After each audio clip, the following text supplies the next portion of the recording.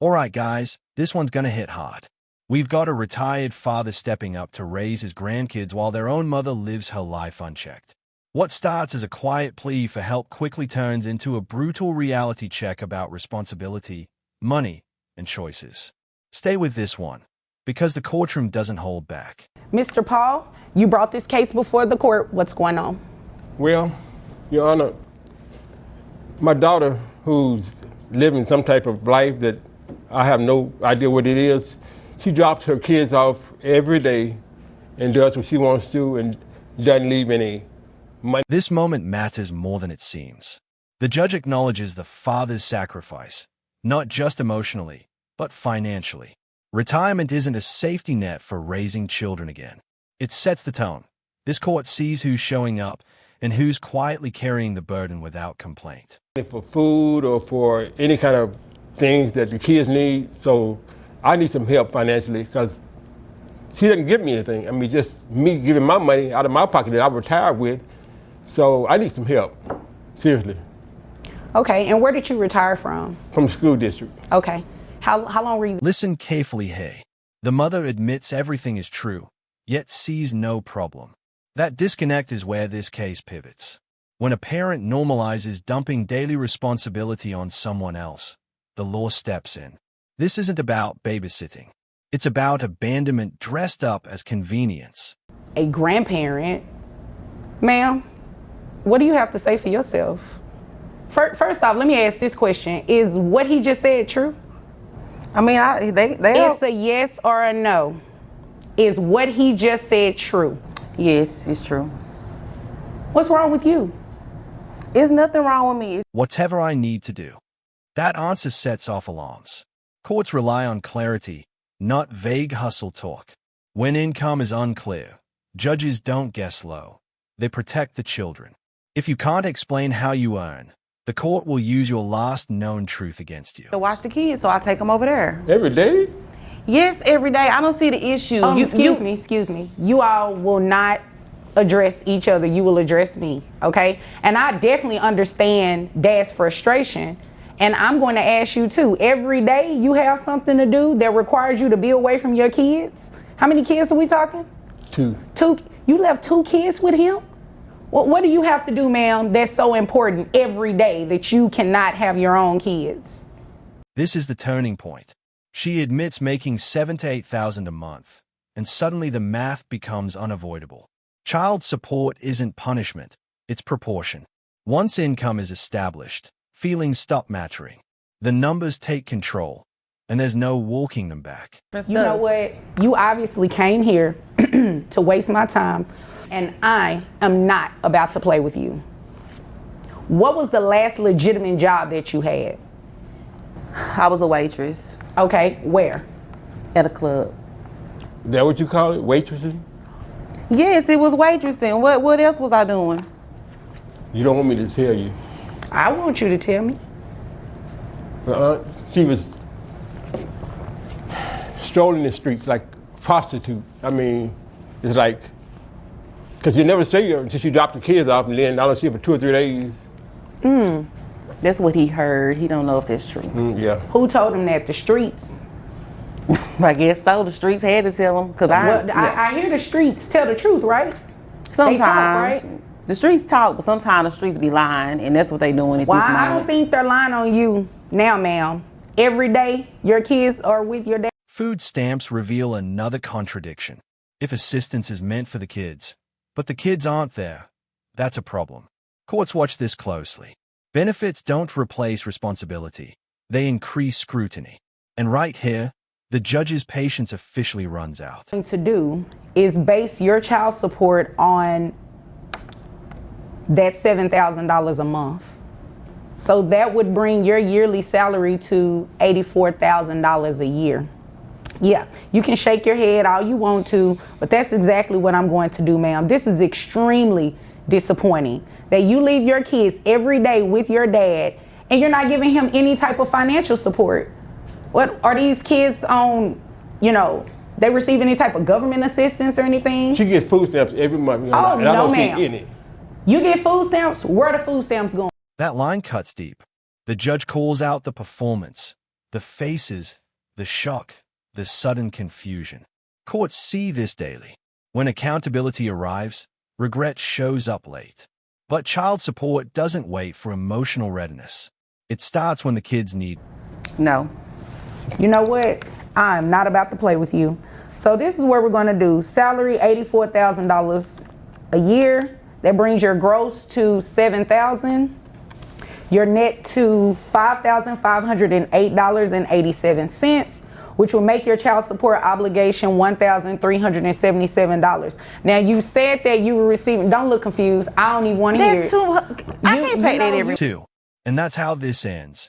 $1,873 a month. No excuses left standing. The court made one thing clear.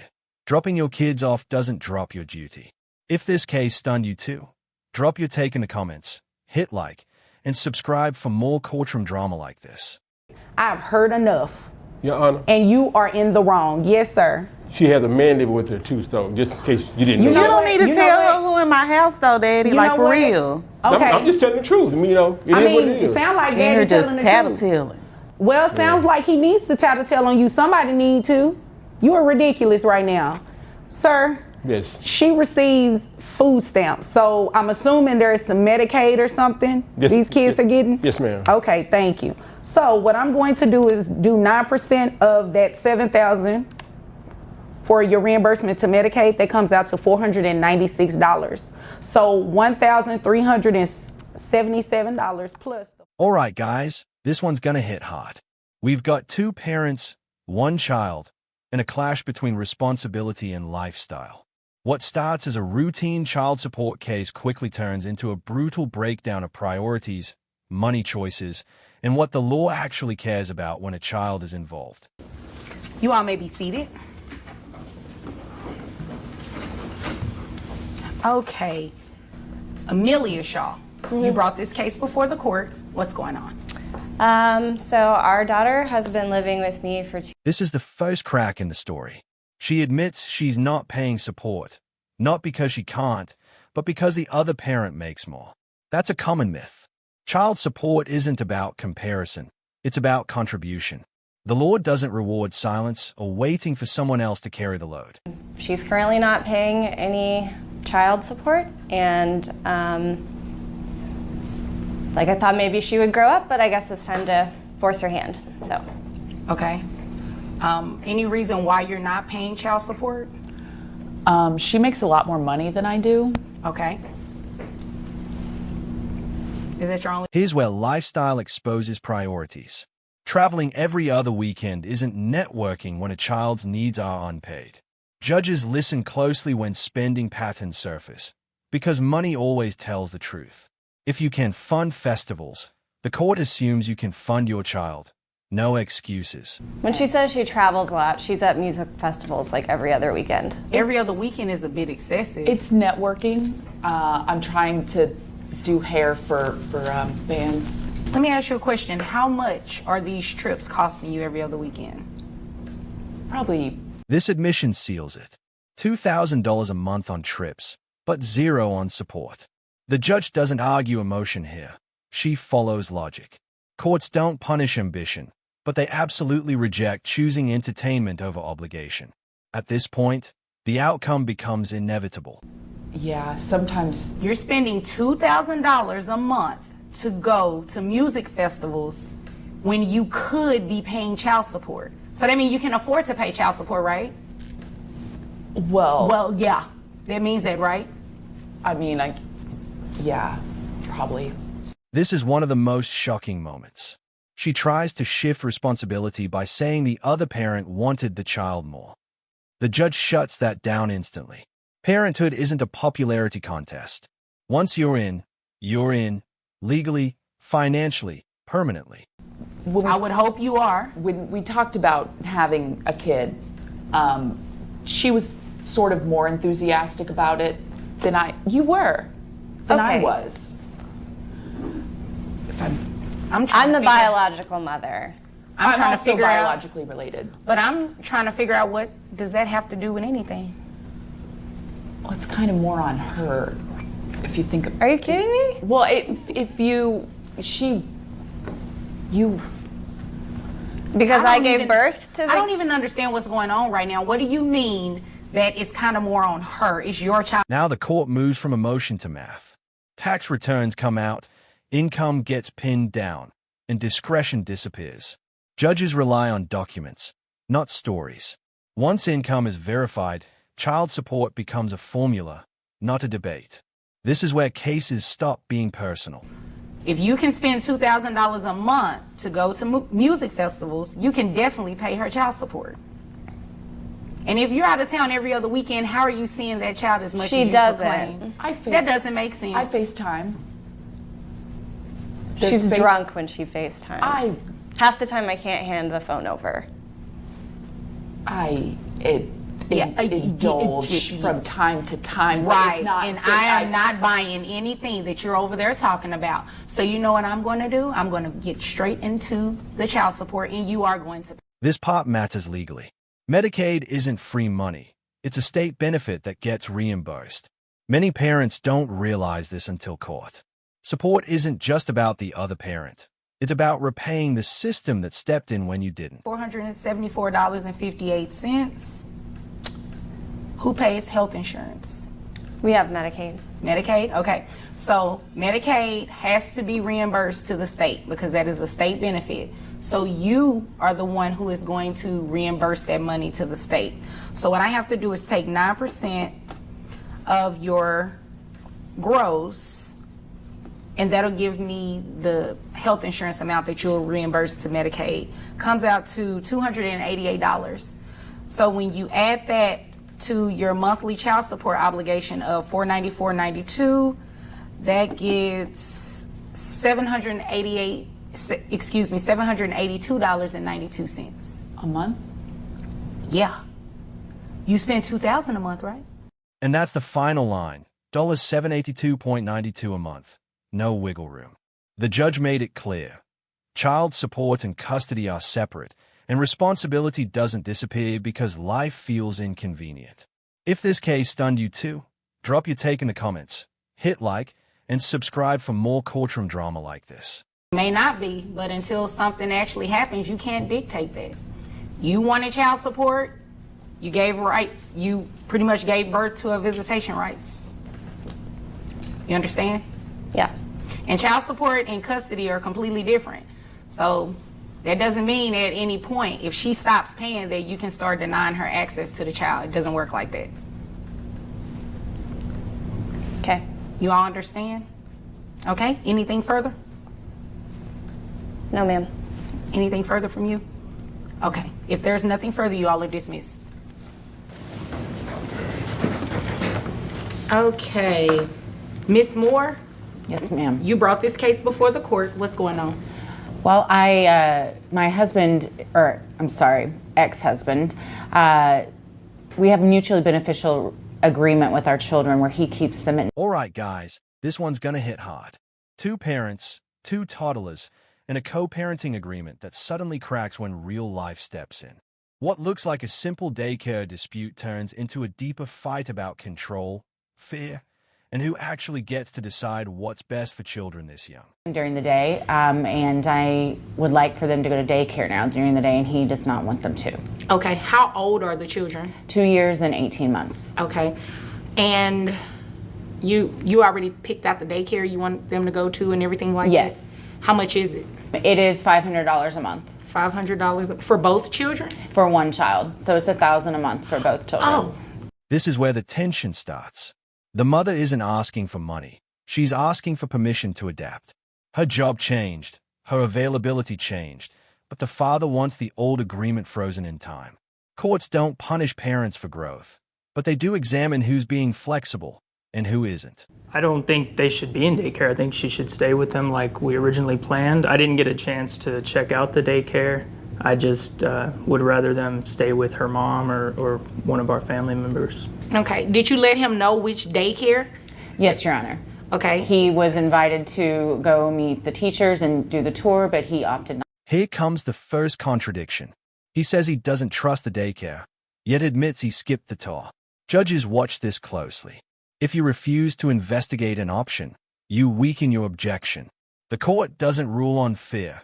It rules on facts, effort, and reasonableness. But I don't really want my kids in that daycare. I don't want to be in that What's daycare. wrong with the daycare? They're full of germs. For starters, this courtroom is full of germs. Okay, but children germs, they're next level. Okay, do they disinfect the daycare? I don't know that. They do. Right, you don't know. So you haven't even had the opportunity, you haven't taken the opportunity to try to do any kind of research. Okay. But the fact that there are germs at the daycare, I mean, that's not. The germs argument sounds emotional, but legally it's thin. Every environment has risk, including family homes. Without proof of danger, courts won't block childcare. This moment shows the difference between anxiety and evidence. And anxiety alone rarely wins a ruling.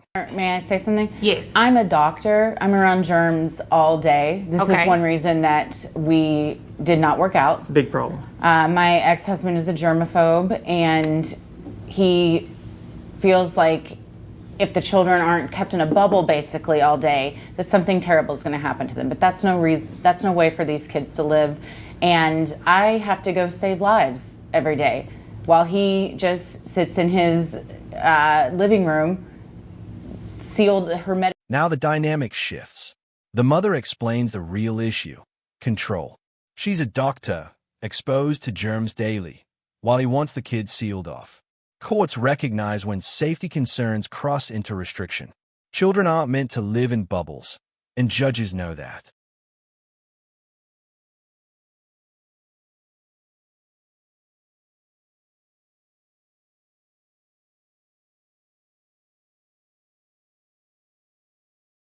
I would prefer if they weren't in a daycare, if they were at someone, one of our family members, where we can give them special instructions on cleaning and what the children need to stay healthy. This is an important judicial pause. The judge validates both sides. Family care can be ideal, but early education matters too. This balance is key. Family court isn't about winning arguments. It's about blending stability, development, and practicality for children this young. Teachers look around the daycare, see about the cleanliness of it and everything like that. And you guys should just work together and co-parent. So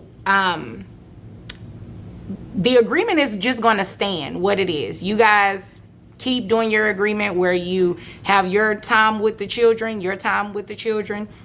and you keep rotating like that. Nobody should pay child support in this type of situation. But what I will do to make sure that daycare does get paid is that you guys split it. So $1,000, you pay $500, you pay $500, and it's going to go through. Here's the legal pivot. No child support is ordered because parenting time is evenly split. That's huge.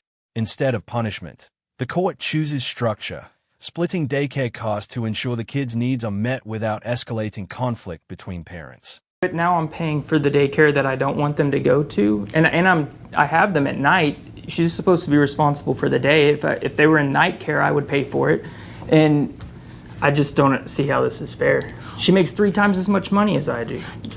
Right, but you guys have been splitting the children, right? You've been splitting the children, and it's not a bad idea. And honestly, that's a very reasonable cost for 2 children. The father pushes back, claiming unfairness. But fairness in court isn't about income alone. It's about balance. Equal parenting time means equal responsibility. Judges don't reward resistance. They reward cooperation. And right now, cooperation is the court's priority. At a daycare, because a lot of times, especially the younger a child is, the 18-month-old, it could be more expensive than that. And I think that's fair. Or, I could base, let me see, how much money you make a year? Let's see. Your document says $62,000? Yes, ma'am. Would you like for me to base child support that you pay her off of $62,000 a year? Because I can assure you it will be more than $500. Then no. Okay. This is the quiet power move. The judge offers an alternative, formal child support based on income. Suddenly, the daycare split looks reasonable. Courts often do this, showing both paths so a parent understands the cost of digging in versus compromising. And that's how this ends. No custody change, no child support war, just shared responsibility and a clear message. Co-parenting means adapting, not controlling. If this case stunned you too, drop your take in the comments, hit like, and subscribe for more courtroom drama like this. Is Miss or Mrs. Mouse? It's Miss Mouse. I remarried. Okay, Mrs. Mouse, you brought this case before the court. What's going on? So my husband, ex-husband, was in jail for a while, and I found out that he is currently making more than $20,000 extra than what he previously stated. And Okay. so I would just... All right, guys, this one's gonna hit hard. A mother walks into court saying her ex is suddenly making way more money, and she wants help raising their kids. But what starts as a simple support request quickly turns into a tense breakdown of income, honesty, and whether someone is really stepping up for their own children. There's more extra. Why did you need to tell me that he was in jail previously? Because it was not on the record that he was making $20,000 more, and I'm not exactly sure where he's getting it now, but it's fine. I just would like more help with the kids. Okay, I was just confused as to why you were bringing that up, because obviously if he went to jail, he served his time, and that's not relevant to any money. Unless you're trying to, say that he got the $20,000 from wiring money in prison or jail or whatever. I have no idea. Okay, so we're just... Right away, notice how carefully the judge listens to why this case is being brought. The mom isn't attacking. She's asking for fairness. That matters legally. Family court isn't about punishment. It's about adjusting support when circumstances change, especially when income increases. I pay the kids' health insurance. Okay, how much is that? $201. $201. Yes. Is that for you and the children, or for you? The children only. The children only. Okay, got it. Yes. And our little girl is about to start cheer, competitive cheer, which of course everyone knows is incredibly expensive. And our boy's about to start baseball, which is again expensive. Right. And I pay for everything, the food, the water, literally every single thing. And I believe every other person that yes. is in here probably pays the same thing. Of course, yes. This is an important clarification. The judge shuts down the jail reference fast. Past incarceration doesn't automatically affect support unless it connects to income. Courts focus on current facts, not emotional history. That's a big reality check for anyone thinking sympathy alone moves the needle. Sir, Yes, ma'am. what do you have to say about what she said? So her husband, Joe, makes plenty of money. He All right. is a board member on a private equity group. Okay, what does Joe have to do with this case? Is he the father of either of your children? No, but they're on his insurance.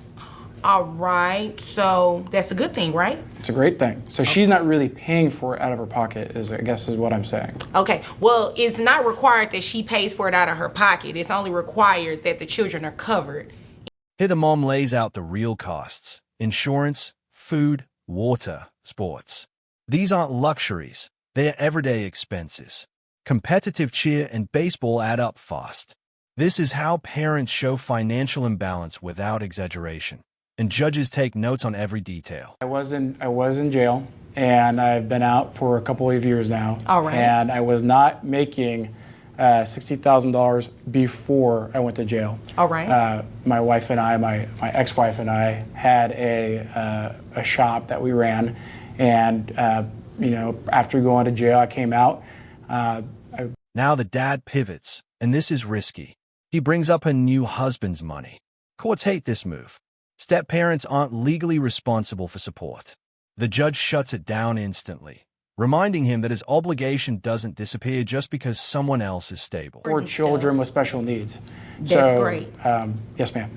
So you said television endorsement, or Yes, is ma'am. this an endorsement that's It's not on television? It will be on television, Okay. and it will be the endorsement will also be for marketing for the new gym that we are opening. This is a subtle warning from the judge. She tells both sides to stop throwing daggers. When a judge says that, it means emotions are threatening to derail the case. From here on out, the focus is strictly numbers, documents, and legal responsibility, nothing else. Amount in child support based off that endorsement, right? And although, right? Yes, ma'am. And although it has not started yet, it's getting ready to pretty soon, right? Yes, ma'am. So because of that, we're gonna base your child support off of that $82,000. That's the right thing to do. It wouldn't make sense for her to have to come back once it takes effect and ask for the increase. It's gonna happen today. Okay. All right? Here's the twist. The father explains the new income, an endorsement tied to helping kids with special needs. On paper, it sounds admirable, but family court doesn't judge intentions. It judges income. If money is coming in, the children benefit first, always. Apologize, ma'am. $82,500. You knew the amount, right? Yes, ma'am. Did you come in here to play games with me? No, I did not, ma'am. Okay. So $82,500 is ma'am. what you make a year. Yes, correct? ma'am. Okay. Correct. So based on that, I have your gross at $7,000. This is where it locks in. The judge asks the one question that matters. How much will you make? Once he admits $82,000 a year, the outcome becomes math, not debate. Courts can and will base support on income that's about to start. Oh, wait. She pays health insurance. So you know you have to reimburse that to her, correct? I do not, ma'am. Well, now you know. You have to reimburse that to her. You're more than welcome at any time to enroll the children in your own health insurance program, but as of today... That moment when the number changes is huge. The judge catches the missing $2,500 immediately. Family court judges do this all day. Any inconsistency raises credibility issues, and credibility directly affects how much grace a parent gets or doesn't get. Down to a total obligation of $1,571.72. Okay? And ma'am, I think that will be more than enough to cover cheer competitions in baseball. And if it's not, I suggest you go do something else in increasing your income or whatever it is that you have to do. Of course. Okay? Do you all have any other questions or concerns? Now the calculation phase begins. Gross income, net income, number of children. This is where emotion dies and obligation is born. Once these figures are stated on the record, they are enforceable. This isn't a suggestion, it's a legal order. For me, before you leave here today? I think I'm okay. Why are you smiling so hard? I just thought it was humorous that his job is reflecting on kids with special needs, and he's just going out of his way to do stuff for kids with special needs whenever he doesn't do stuff for his own kids. But now that he's making an effort to try to help them, Health insurance reimbursement is a detail many parents overlook. If one parent pays it, the other reimburses or enrolls their own plan. The judge explains it cleanly. This isn't optional, and not knowing the rule doesn't excuse compliance. And that's the final result. Over $1,500 a month, adjusted for real income, plus insurance reimbursement. The court made one thing clear. Growth in earnings means growth in responsibility. If this case stunned you too, drop your take in the comments, hit like, and subscribe for more courtroom drama like this. Was my husband, and we're divorced, but we're live back together because we're trying to reconcile. Okay, but well that's good. The problem is he's not working, and we have 3 kids. Okay, how old are the kids? 5, What 7. you mean I ain't working? Alright guys, this one's gonna hit hard. A divorced couple tries to reconcile under the same roof for the kids, but money, trust, and reality start clashing fast. What looks like teamwork at first quickly unravels into confusion, interruptions, and a courtroom reality check no one was ready for. Sir, I will give you an opportunity to speak in just a moment. You see why we're divorced? But you guys are back together trying to work it out, I'm right? working. I'm driving the truck. I don't drive it every day, maybe two days a week or something, but I'm still working. That's working. 2 days a week? That's something. You spending the money. I'm looking for a full-time job, but It's you are an interesting working. relationship. I'm making the money. I'm supposed to spend it. You said And you I guys wasn't live. working. You guys live together, right? Right away, the judge zeroes in on the key issue. He's not working, and there are 3 kids involved. But here's the twist. They're living together again. That single fact changes everything legally. Support cases hinge on households, not emotions or unfinished relationships. Well, see, the reason I let him back in is because it's expensive. Child care is expensive. So Okay. I just decided. So he let me ask wanted the to try to question make it again. work. Let me ask the question again. How old are the kids? 5, 7, and 10. 5, 7, 10. Okay. And you all live together with the kids? Yes. And he agreed. This moment exposes the pressure point. She admits she let him back because childcare is expensive. That's real life. But courts don't treat financial convenience as a legal strategy. Judges want clarity. Are you co-parenting, reconciling, or separating? Mixing all three creates chaos. Yes. Do not talk to him, sir. Yes, Your Honor. Do not talk to her, and definitely do not interrupt me, either of you. Understood? Yes, I Your Honor. understand, but now You will whether get he your understands, opportunity different to story. speak in just a moment. Now, Yeah.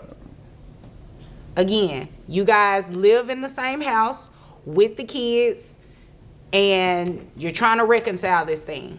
Only because of the kids. I didn't Only tell because him of the that, kids. but that's Well, really, that's not a bad. That's I really mean, my reason. You know, if you're When the judge shuts down the interruptions, that's not just about respect, it's control. If parties can't communicate calmly, the court assumes the home environment is unstable. That matters, especially when kids are involved. Courtroom behavior becomes evidence, whether people realize it or not. opportunity to speak, is what she's saying accurate? You Basically, all live Your Honor, together? We live together. She right. I came back for the kids, just to help them out. That's the only reason I came back. She ain't telling all. That's not the only reason. Come on. What's the other reason I Ma'am, come back? didn't Oh, you? I'm sorry. I'm sorry. Please do not interrupt him. That's the only reason I come back is for the kids to, you know, she needs. I'm not working full time. She needs somebody to take care of the kids. They are my kids. What do you So mean? Now we hear his side. He says he came back only for the kids. That sounds noble, but it raises red flags. If you're there full-time, helping daily, the law sees shared responsibility, not a temporary favor. Intentions matter less than living arrangements. what's really happening here? She's mad because I went to Cabo 2 weeks ago, and That was a told week her I ago. was going. She said, "Go ahead, go." So I went down to Cabo. Well, we get in a big argument over the phone. What did you go to Cabo for? I went down there to relax, have a good time, do a little party Oh, and stuff. wow. You know, I work Okay. hard when I ain't working on my job. I'm taking care of the kids, cleaning, mopping the floor, cleaning the bathroom, everything. Sound you like know. a good man. No, Cooking. can we stop I this? need a break too. So anyway, I go down there. She think I'm down there cheating on her, playing around. The Cabo trip flips the tone completely. While claiming reconciliation, he admits to taking a solo vacation that sparked major conflict. That contradiction is loud. Courts notice when actions don't match words. Trying to rebuild while acting single sends mixed signals, legally and emotionally. She think I was cheating on her down there. You Okay. know? Well, I need a break. Well, you guys are I'm already taking care of divorced. the kids while she trying to work. I'm taking care of the kids. Well, you you know. all are already divorced. So at this point, you're asking that he be placed on child support, correct? Correct. Okay. No, that's not happening. There is no way. There is no way that he can be placed on child support and the kids live in the same home That's as right. him. That's That's So that I just cannot need to happen. kick him out again then. Well, you know, that's Here comes the ruling that stuns her. The judge says no. Child support cannot be ordered while everyone lives under the same roof. That's black-letter law. Support exists to balance households, not fund disputes inside one shared home. I'm going to I'm go sorry. ahead I'm and tell sorry. you what I'm going to do. I'm sorry. The answer is no Sorry, to you. Your Honor. No, don't be sorry. Be careful, okay? Okay, Now, yes, I've already given you instructions. Yes, ma'am. And both of you have deliberately disregarded what I said. You can't get child support and the kids reside in the same home as he. This warning is serious. The judge points out they deliberately ignored instructions. When that happens, patience runs out. Courts don't reward defiance or side conversations. Once a judge feels their time is being wasted, outcomes become firm and final. The plan for this, for today. Do you have any other questions? Yes. One, what is it? Can I kick him out without? I'm not answering that question. Do you have any other questions in regards to what I said? Yes. What is that? Is it still legal? Like I can just throw his clothes on the curb and then? Okay, I can I'll go legally- ahead. I see you came here. Excuse me. Her question about kicking him out is the breaking point. The judge refuses to answer, and that's intentional. Courts won't give legal advice mid-hearing, especially when emotions are high.